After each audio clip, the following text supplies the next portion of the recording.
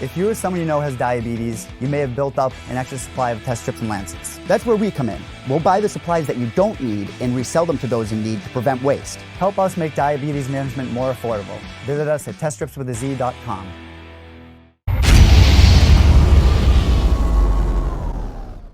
All right, we have Joe Solecki back on the show, this time coming off of his first UFC victory inside the Hallowed Octagon 6 days ago in Washington, D.C., defeated Matt Wiman, a pretty lopsided win. Joe, congratulations. Good to see you, man. How are you? Yeah, I'm great, man. Yeah, thanks for having me on. Yeah, everything's been going great. I think every time I talk to you, it's after good news. So this is great, man. Yeah, everything's been great. Really enjoyed the whole past week and the experience, and it's been awesome. We were talking a little bit before we hit record here. We're doing essentially the same thing leading into this. Did Jose Aldo make weight? Well, he made weight successfully. He looked pretty good too. So he pretty much laughed at a lot of us who doubted him. What did you think of this whole situation? The photos that were surfacing on social media, what we saw at the media day yesterday, and then leading up to now. Do you have any sort of an answer for all this? Because it's so bizarre.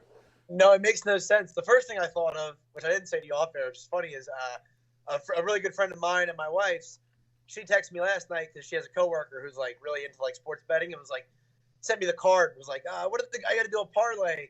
And I was like, oh man, like Marlon Moraes is close to a sure thing because Aldo's going to be dead from the weight cut. I was like, oh crap, I'm probably going to look pretty stupid. But no, it doesn't make any sense, man. Yeah, it's crazy. I guess I said to you, maybe he mentioned having a nutritionist for the first time. So maybe he just made 45 way harder on himself than he had to. It's crazy what people can do with their bodies. It's wild.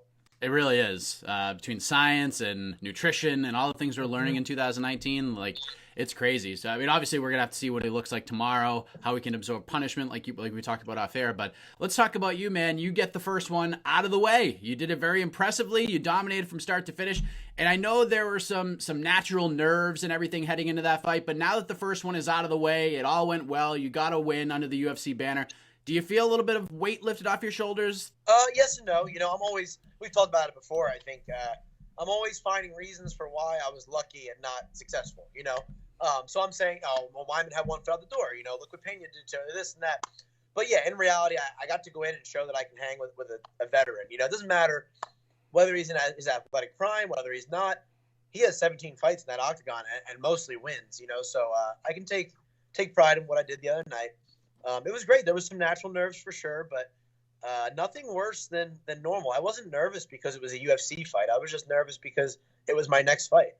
And it was crazy. I feel like I did a good job of smelling the roses. I was really nervous all week, but no more than normal. It wasn't like oh man, like you're in the UFC now. And I never really got the UFC jitters when we actually started the fight. I didn't have a crazy adrenaline dump or anything like that. I was saying this morning I did our local radio station.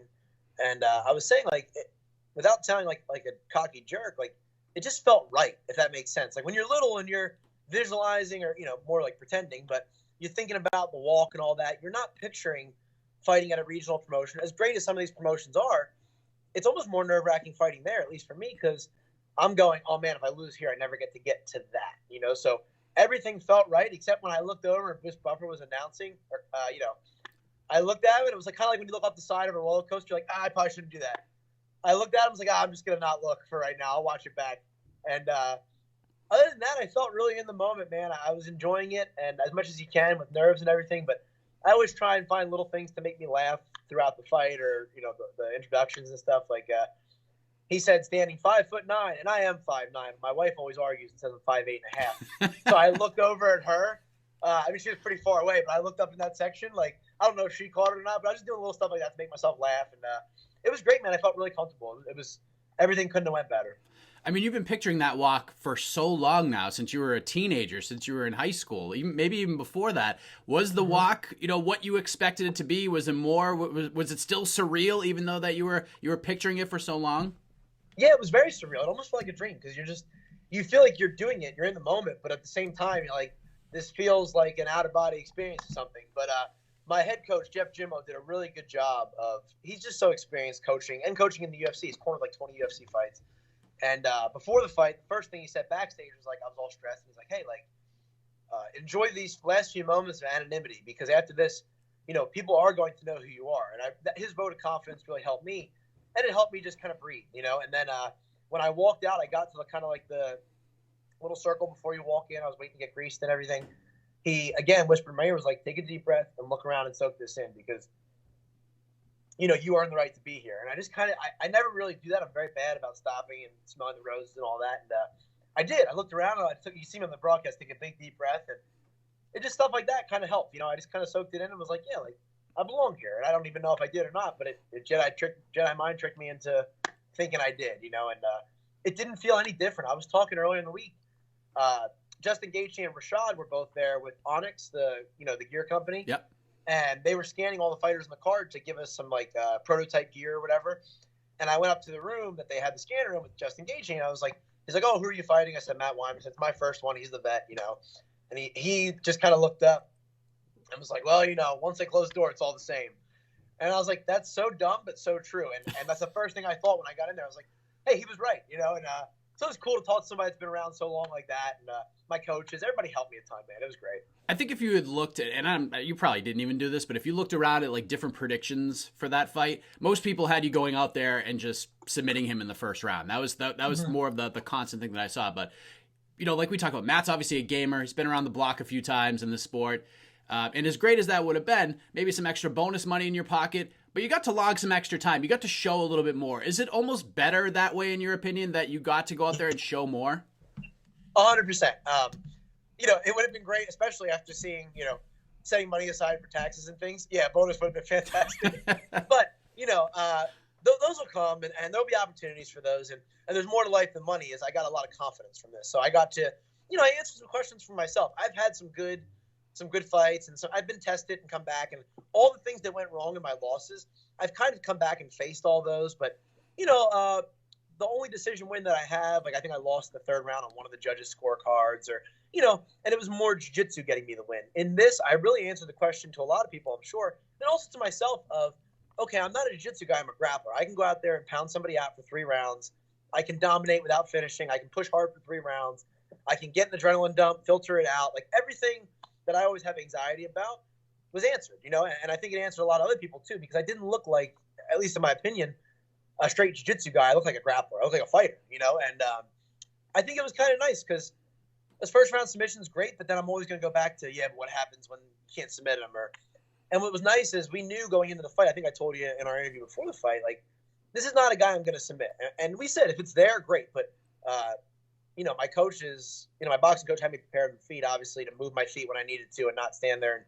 And, he likes to brawl, so we knew that. But most importantly, my coaches, for MMA and for grappling, John Salter and Jeff Jimmo, we knew that. We knew we were going to have to, turk his legs and, trap his arms underneath him, things like that, little tricks in the in-between to do damage, not to grapple and submit him. So, the plan was if he gives his neck, take it, but we're clocking in for 3 rounds, and we know we're going to have to go to work. And that was kind of stressful going, man, I have to work hard for 15 minutes. I'm going to be tired. It's going to be a 3rd round, all this stuff. And it was great. I really feel like I gained so much experience in that 15 minutes. One of the things I didn't expect to happen in this fight was there was a lot of talking going on in it. I have to admit, I was kind of surprised by that. Is this typical for you? Because, I've seen a couple of your fights, but was it just being in the octagon? Was it just that fight? I know it's gamesmanship, it's a fight at the end of the day, but is this typical for a Joe Solecki fight to talk like that? No, absolutely not. I can't stand people that trash talk. I think it's the dumbest thing in the world. We're sportsmen. He was talking to me. It's hard to see on the broadcast. And that's what, even in the post-fight interview with Anik, even my wife and stuff were really confused till we got back to the hotel and I was explaining. He talked for probably 11 out of the 15 minutes we were fighting. The way I said it was in the Dark Knight when he's fighting the Joker, he bangs his head on the table and he's like, is that, you're going to do better than that? Or, it makes me all foggy. He was saying stuff like that. He was going, I hit him early on. He's like, Joe. I was like, and I've never had an opponent. I had one guy talk to me when I was hitting him from the back, and he was one of the Brazilian guys I fought, and he was like, oh, it's nothing. And that was it. Every time I hit him, he's going, you can't finish me, and stuff like that for toward the end of the first round, straight through round 2 and all of round 3. And I don't do that. So I didn't talk to him at all the entire time. Didn't get emotional, didn't care. I was kind of laughing it off because I was winning. Then with 20 seconds left, I finally was just like, man, I've won. I bested you. You're the vet. And you're still going about how I can't finish you. Well, I did better than finish you. I 10-8'd you, and then I shut you out. And he finally was like, what are you going to do? What are you going to do? And it finally, I guess I just kind of stopped being in the zone because it was over almost. And I was like a human again. And he said, what are you going to do? And it just made me feel like, I used to deal with bullies and stuff as a kid. And like, I was always like the real dorky kid in jiu-jitsu. So I never won the tournaments. And as dumb as it can sound in 10 seconds, it really did make me feel back to that. And I was like, and then that's when he said, what are you going to do? And I was like, I'm going to put you out of a job. Like, I just put you out of your job, And that's all I said the entire fight. We didn't go back and forth. And that's what I hate. I don't want people to think I'm like cocky or a trash talker because that's probably the one and only time I'm ever going to talk trash. But it just was like, dude, like you're being a bully right now. Like I beat you up for 3 rounds and you're saying I can't finish you. Like, dude, I shouldn't even be able to do this to you. You're the 17 fight vet in the UFC. So I said that. And I guess I just have a knack for pushing people's buttons because he lost it after that. That's when he kept saying, people thought he was saying I'm on top because I saw him like Twitter and stuff. He was saying, I'm out of a job. I'm out of a job. He lost it. I think I struck a nerve. And, I don't want him to get cut or anything, but the facts is he lost to Pena. He lost to me. He's probably, on the chopping block. And he just lost it. Then he wanted to fight John Salter, who was in my corner. I was like, man, John Salter does what I just did to you, to me. Like, and you just fought 3 rounds. Don't do that. Like, because John was smiling for me winning. He's like, stop smiling, cornerman. And then backstage it continued too, which is crazy because you watch Conor and these guys, they talk trash for months, and then they hug as soon as the bell goes. I had no idea he was going to be so mad. I said one thing, and he was saying 100 things. So, but afterward, I talked to him the next day. He's a good guy, man. He just got caught up in the moment, the emotions and all that, and I totally get it. And what I said did strike a nerve, I'm sure. That was pretty personal. So, no, that's probably the first and last time you'll ever see me talk trash, but he just bought my teammates say, because they're all from down here, they're like, don't bring the jersey out. I'm like, it very rarely comes out, but if I feel like cornered or bullied, I will snap. Like, and just kind of say something really harsh or, green light somebody in sparring maybe. And he just kind of struck that last nerve in the last 10 seconds. So I felt bad about it, but it just kind of happened. But you guys talked afterwards, so it's all good now. Yeah, he came down at breakfast. He was super cool, and it was great. I was really glad he did. It's funny because my wife's really forgiving of everybody. I always say her biggest flaw is she assumes the best in everyone. And he tried to apologize to her in the lobby the night before. She accepted it, but she's like, I'm so mad and this and that. And I was like, oh, I'm like, if he came up to me right now, I'd be fine. And she's like, no, he was rude and this and that. And then he came up for breakfast, and I was like, I was fine. She's like, I can't believe you were so nice. I was like, he meant it. He just got caught up. So it was funny. She's holding a grudge a little bit, but I was good. Besides the talking and everything that happened throughout that fight, like outside of the actual like physical attributes of the fight, did anything else surprise you at all, or did it go pretty much the way you thought it would? No, it went pretty much the way I thought I would. It was fantastic. I mean, I was surprised, not that I expected to be more tired or anything like that, but grueling fights like that can make you tired and this, things like that. And I felt really, really good. That's the best I've ever felt. So I knew our conditioning was paying off, with our strength and conditioning coach. We just started working together 4 months ago right after the Contender Series, Hudson Rose. And he was there. He was losing his mind in the crowd. He coaches a lot of NFL and MLB guys. So he's like a big sports fan. So he's like rowdy and this and that. He got a crash course in MMA real quick, how nerve-wracking it is when you know somebody fighting. And he was not that. He was laying in the stands holding his head like a fetal ball, sitting in his chair. So I was just shocked at how great I felt, So going into the 3rd round, which has not quite been my territory in the past, just from managing energy and stuff, I was just shocked at how well everybody I had trained with prepared me for this. It was great. Speaking of people in the crowd, leading into the fight, one of the things that stuck out in the conversation we had, this is going to be the first time you were going to fight in front of your father live in an arena. What was that like? And now that he got to see it live, what was the conversation like between you guys after it was over? Oh, it was awesome. Word on the street, I don't know if he'll own up to this, was there was some tears. Dad, if you're watching this, that's not true. I'm just saying that to be funny. But no, it really was. Like, apparently he was super proud, and he was telling my wife, and all my family was there. My cousins, my grandfather came. It was awesome. They've seen me fight before, but my dad never has. So I put him through 3 rounds, which I'm sure was very nerve-wracking. He's never been there for like a quick submission, but that's good. He can get used to that right away, and if it goes better, that's great.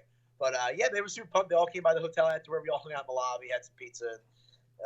It was great, man. And my grandfather was there. He was super pumped because he don't really travel a whole lot, so he drove like 3 hours for it.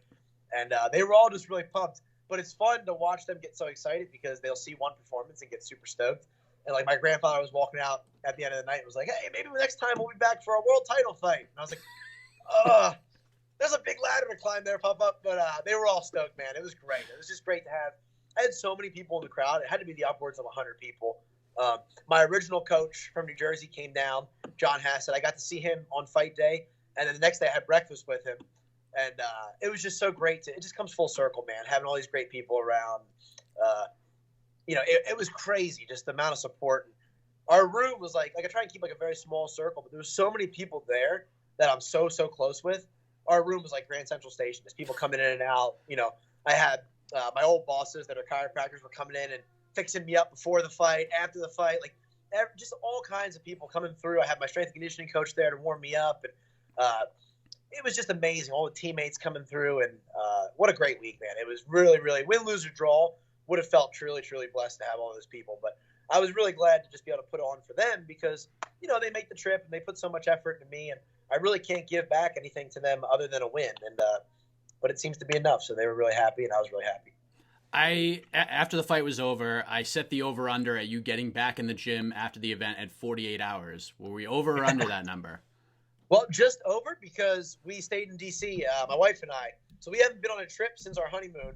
We're going on 2 years almost. So we stayed Sunday, Monday, and then half of Tuesday. So Wednesday I was back in the gym. I had an 8 a.m. class to teach at Fitness Edge MMA. Taught my no-gi class. I'm actually burned up all over my body from the canvas, I guess because we did so much grappling. Like, my elbow looks like a third-degree burn.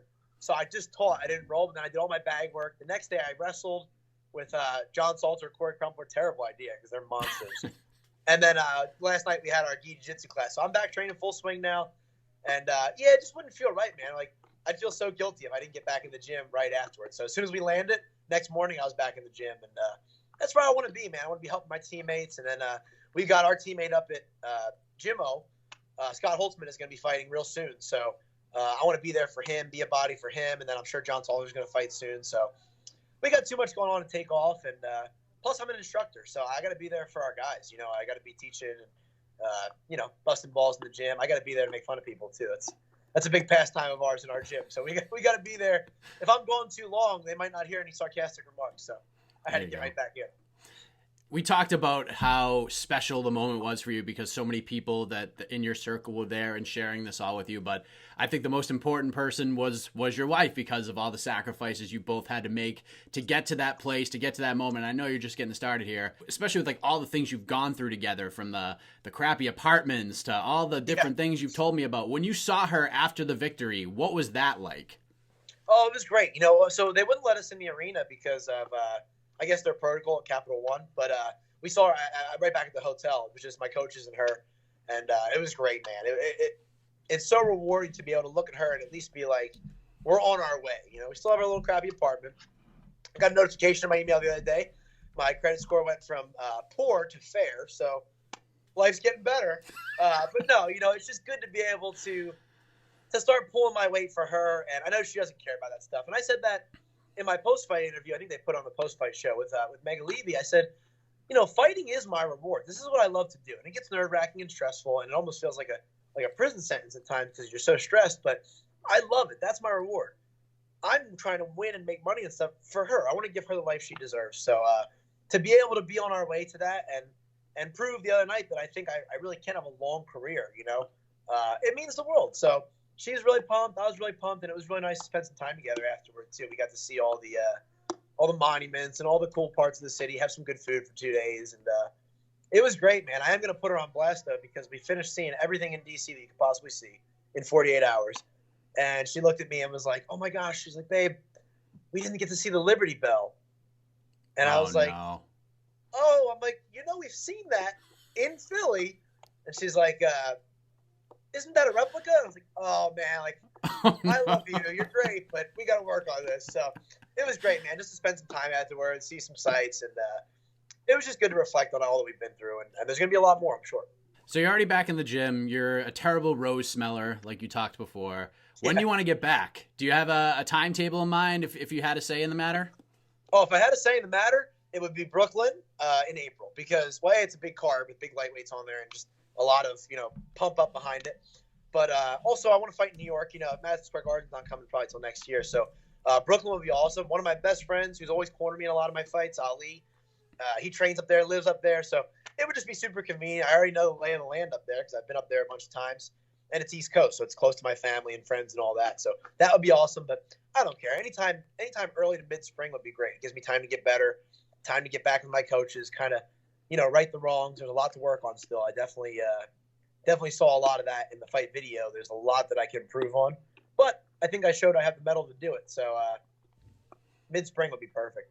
Sometimes fantasy matchmaking comes naturally, kind of like your fight career. Everything just comes full circle in these weird ways, especially when you have like 500 fighters on the roster. So something I thought about after the fight was, why not do Solecki versus Pena? Because, I mean, one, you both have wins over Wiman. He's coming off a crazy controversial loss that a lot of people had scored for him. But he's an exciting guy. You're an exciting guy. And I think from a stylistic perspective, that's a fascinating fight to watch, in my opinion. And I'm not trying to stir the pot or anything like that. This is just me being selfish and being a fan of the sport as well as someone who covers it. But the idea of you and Pena pumps me up a little bit. What do you think of that idea? Yeah, I have a lot of respect for him, man. I was thinking that actually the same, just because we both have a common opponent. He's an animal, man. Great fighter. It would pose a lot of threats and a fun puzzle to try and crack. I'd be confident in the matchup, of course, but I think he's a great fighter. And it's funny, I have a couple training partners that are real long and lanky, like him, and throw crazy stuff, and I have great coaches. So I'm sure whoever they give, Pena included, that we could definitely come up with a formula to put on a great performance. So, like you said, there's so many guys in the division. So, not getting my heart set on anybody. I'm not going to call anybody out or anything like that. But that's definitely one of the younger guys toward not the bottom of the division, but toward the newer end of the division where he's not ranked, things like that. So, yeah, I'm very curious to see what's going to happen, because I thought for my first fight I'd get somebody who's 1-0 or 0-1 or debut, and I got a guy with 17 fights. So there doesn't seem to be a rhyme or reason to the matchmaking right now. So who knows, man? There's guys that are, unranked that are like world. I was saying the other day, like Davi Ramos is unranked. He's a world champion in jiu-jitsu with how many fights in the UFC? Like, it's crazy to think of the guys. The level of talent in this division is stacked. There's not going to be an easy fight. So, yeah, there's no point getting my heart set on anybody that's going to be an easy win. So, yeah, anybody like that would be a great fight. It's going to bring out the best in me, and I'd definitely be ready to go. Besides the fight itself and everything we talked about, getting your hand raised, obviously that's great. What are you going to remember most about your first UFC fight week? Oh, man, I think the walkout, just because that's the culmination of all the experiences all week. So my team was just fantastic, man. It was crazy. I've done so much in this sport by myself, especially as an amateur and early pro with some of the coaching I had and stuff. Some guys that I think maybe were either inexperienced or just in it for the wrong reasons. I've driven myself 12 hours to fights, cut weight by myself, or just with a friend who didn't know anything about cutting weight. I've been in the hospital with just my wife after a fight and my best friend, my coach left, So just having all those people around was amazing. I mean, the weight cut, dude, it was like a party. We had all my teammates were there. We had like 8 of us. They're rolling, training while I'm sweating. We're laughing. Having my wife there, having all of our family and friends, and getting to see everybody. And I think for me, just the walkout is the culmination of that. Seeing my name on that Jumbotron was just kind of like it all came to fruition. And the walkout, it seems to be that heightened emotion for everybody. I got to walk out right where all of our people were sitting, right by the aisle there. It was just an unbelievable feeling, man. Walking out, you hear all the footsteps over the top of you. It's like something out of a movie, like, Rocky or Creed, when you hear like the dramatic noises and footsteps. It really did feel like that. All the old boxing matches I watched, they're coming out of the tunnel. Getting to do that, look at my boxing coach especially, because, John gets to make that walk all the time, John Salter. And Jeff Jimmo corners in the UFC all the time. My boxing coach has never cornered a UFC fight. He's cornered some big boxing matches, but nothing like that. And to look at each other, who are both we're kind of like fight nerds, man. We love watching fight movies and every fight you can get your hands on. And to look at him and go, I literally, before we walked out, I went, how did we get here? He just kind of shrugged. And it was awesome, man. It was really cool. We have a third party here. That's awesome. Of course he has a half day, man. Unbelievable. That's awesome. He's dancing in the background. The last thing I wanted to ask you, because you mentioned being a fight nerd and you're surrounded by fight nerds, I've talked to you a few different times now. When's the Joe Solecki podcast coming out? Because you're very well spoken, you have a lot of knowledge, you can break down things very well, and obviously you're surrounded by very interesting personality. So is there anything like that you may want to do? Because I feel like you'd be very good at something like this. It's funny you say that. So my brother and I have a podcast. It's called Growing Up, because we're brothers. And so he kind of runs everything, and I just kind of hop on when I can. But I try to hop on as much as I can. And it started out as like us trying to have like people that we found pretty inspirational on, and people kind of breaking out of the norm and getting into other fields outside their jobs and stuff. And it's kind of turned into half the time we do that, and half the time we just talk smack and hang out, laugh, My brother is way cooler than me. He's hilarious. Everybody that meets him, it's almost insulting because they'll be like, man, we had a great time at the fight. When's your brother moving to North Carolina? Like, I want to hang out with him more. He's a comedian, man. He did a podcast by himself, My Fight Week, and was just roasting people, asking all the cliche questions, asking for tickets and stuff. I was in the car laughing. I was crying laughing. He's hilarious. So we have that. It's on iTunes or the podcast app and all that. It's called Growing Up. We're on Instagram. BRO_IN up podcast. So go follow it. We do it. If anybody wants to watch this, wants to go follow it, it would help. We're gonna have some pretty big guys on coming up now. We finally got the guts to reach out to like some ex-UFC fighters and stuff that we like to listen to their stuff. So like we're trying to set a date, but Charlie Brenneman said he would do it, which I love his stuff he puts out. Elliot Marshall, I love his podcast. So they're both going to be on pretty soon. And other than that, we just kind of hang out and we laugh, make fun of each other. We do like old school movie reviews of like funny stuff, like the Mighty Ducks, like funny, like Nice. cliche cult classics. So yeah, we talk fights a little bit. So it's a good time. We're going to try and, now that the fight's over, try and really put it out there. But I'm so focused on fighting. He runs it all. He does a great job with it. That's great. Get out of here. Well, I think at this point it's time to wrap things up. Fantastic talking to you as always, Joe. Congratulations on the win. Anything else you want to get off your chest? Where to find you on the web, social media before we let you go, man? Yeah, just at Joe Solecki on Instagram and Twitter, and I have that little fancy blue check mark now, so that's kind of cool, I guess. All the young people seem to be stoked about that. All my old kid students are like, "Oh my gosh, you made it!" I was like, "I don't even know what that means." Other than that, Joe Solecki MMA on Facebook, Growing Up Podcast, and Salty Dog Jiu-Jitsu, Jim O, Fitness Edge MMA. Check these guys out, man. Couldn't do it without them. All my coaches, Jeff Jimmo, John Salter, Chris Gald, John Hassett, everybody, man, has just been amazing. And my beautiful wife, Casey, I can't thank her enough. And just going to ride this wave all the way to wherever it takes me, hopefully to the top. So thanks for having me on, Mike. I appreciate it. Absolutely, man. Happy holidays, happy New Year, and we'll see you back in the cage in 2020. Sounds great, man. Have a good one. See you later, alligator. Bye, buddy. Have a good one. See you, man. Later, man.